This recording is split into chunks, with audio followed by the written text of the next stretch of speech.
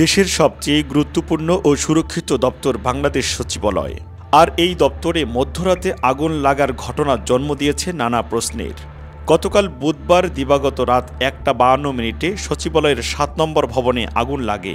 6 ঘণ্টা পর আজ বৃহস্পতিবার সকাল 8টার দিকে আগুন নিয়ন্ত্রণে আনে ফায়ার সার্ভিস। এদিকে গতকাল জনপ্রশাসন সংস্কার কমিশনের চেয়ারম্যানের পদত্যাগের দাবি করে আল্টিমেটাম দিয়েছিলেন আমলারা। প্রশাসনে এমন চলমান অস্থিরতার মধ্যেই এই অগ্নিকাণ্ডের ঘটনা ঘটল। এটি নাশকতা নাকি স্বাভাবিক অগ্নিকাণ্ড, এ নিয়ে প্রশ্ন তুলছেন কেউ কেউ। এই ঘটনাকে ষড়যন্ত্র হিসেবে দেখছেন অন্তর্বর্তী সরকারের ক্রীড়া উপদেষ্টা আসিফ মাহমুদ। তিনি তার ফেসবুক স্ট্যাটাসে লেখেন, স্থানীয় সরকার, পল্লী উন্নয়ন ও সমবায় মন্ত্রণালয়ের বিগত সময়ে হওয়া অর্থ লোপাট দুর্নীতি নিয়ে আমরা কাজ করছিলাম। কয়েক হাজার কোটি টাকা লোপাটের প্রমাণও পাওয়া গিয়েছিল। আগুনে কী পরিমাণ ক্ষয়ক্ষতি হয়েছে এখনও জানা যায়নি। আমাদেরকে ব্যর্থ করার এই ষড়যন্ত্রে যে বা যারাই জড়িত থাকবে তাদের বিন্দু পরিমাণ ছাড় দেওয়া হবে না। অন্যদিকে ফ্যাসিস্টদের পক্ষে সিম্প্যাথি গেইন ক্যাম্পেইন চালানো হচ্ছে উল্লেখ করে বৈষম্য বিরোধী ছাত্র আন্দোলনের আহ্বায়ক হাসনাত আবদুল্লাহ বলেছেন, এই ক্যাম্পেইন থামাতে না পারলে আপনি শেষ। আজকে আমলা, আগামীকাল অন্য কেউ।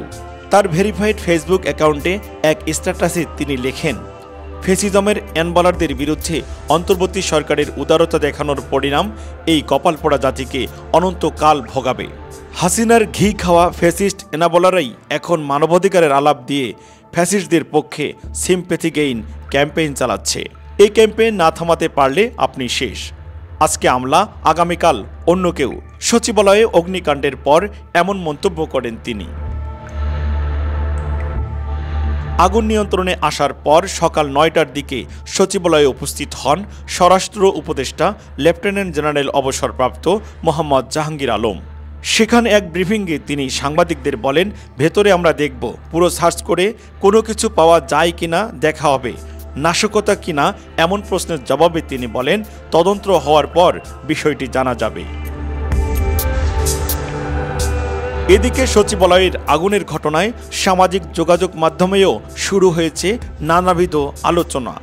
অনেক সামাজিক যোগাযোগ মাধ্যম ব্যবহারকারী এই আগুনকে নাশকতা বলছেন, কেউ বা নিরাপত্তা নিয়েও তুলছেন প্রশ্ন। আগুন পরিকল্পিতভাবে লাগানো হয়েছে বলে মনে করেছেন অনেকেই। সচিবালয়ের নিরাপত্তা নিয়েও প্রশ্ন তুলে অনেকে বলেন, সচিবালয়ের ভেতরে 100 হতে 150 সিকিউরিটি গার্ড থাকে, আগুন লাগার পরও কি একজনও চোখে পড়েনি? এটা কিভাবে সম্ভব? উল্লেখ্য, বুধবার দিবাগত রাত 1:52 সচিবালয়ের 7 নম্বর ভবনে আগুন লাগে। পরে ফায়ার সার্ভিসের 19টি ইউনিটের চেষ্টায় বৃহস্পতিবার সকাল 8:05 আগুন নিয়ন্ত্রণে আসে। এ ঘটনায় সচিবালয়ে আগুন নেভাতে গিয়ে রাস্তা পারাপারের সময় ট্রাক চাপায় মোহাম্মদ সোহানুজ্জামান নয়ন নামে এক ফায়ার সার্ভিস সদস্য নিহত হয়েছেন। তেজগাঁও ফায়ার সার্ভিস স্টেশনে কর্মরত ছিলেন তিনি। National desk, news today, Dhaka.